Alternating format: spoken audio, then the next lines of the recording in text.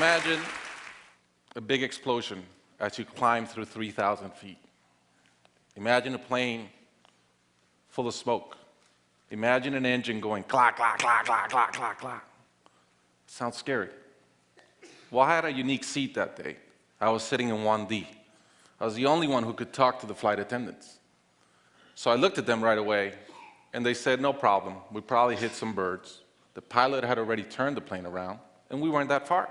You could see Manhattan. 2 minutes later, 3 things happened at the same time. The pilot lines up the plane with the Hudson River. It's usually not the route. He turns off the engines. Now imagine being on a plane with no sound. And then he says 3 words, as unemotional 3 words as I've ever heard. He says, brace for impact. I didn't have to talk to the flight attendant anymore. I could see in her eyes, it was terror. Life was over. And I want to share with you 3 things I learned about myself that day. I learned that it all changes in an instant. We have this bucket list, we have these things we want to do in life, and I thought about all the people I wanted to reach out that I didn't, all the fences I wanted to mend, all the experiences I wanted to have and I never did. As I thought about that, later on I came up with a saying, which is, I collect bad wines. Because if the wine is ready and the person is there, I'm opening it. I no longer want to postpone anything in life. And that urgency, that purpose has really changed my life.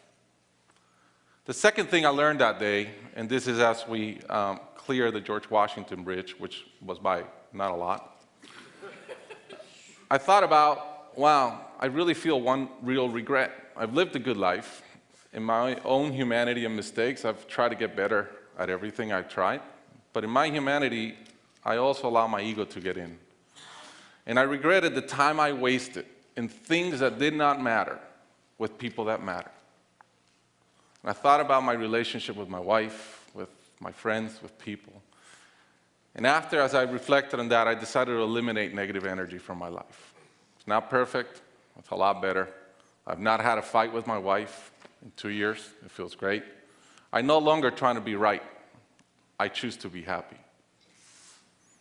The third thing I learned, and this is as your mental clock starts going 15, 14, 13, you can see the water coming. I'm saying, please blow up.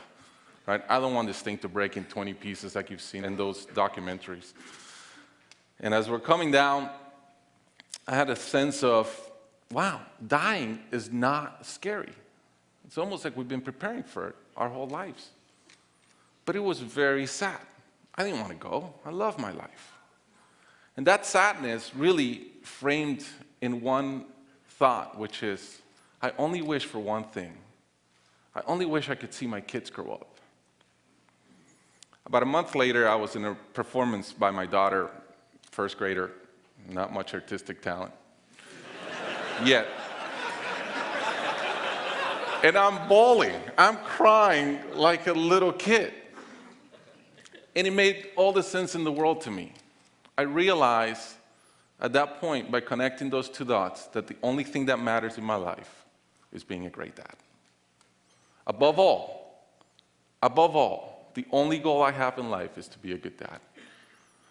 I was given the gift of a miracle, of not dying that day. I was given another gift, which was to be able to see into the future and come back and live differently. I challenge you guys that are flying today. Imagine the same thing happens on your plane, and please don't. But imagine, and how would you change? What would you get done that you're waiting to get done because you think you'll be here forever?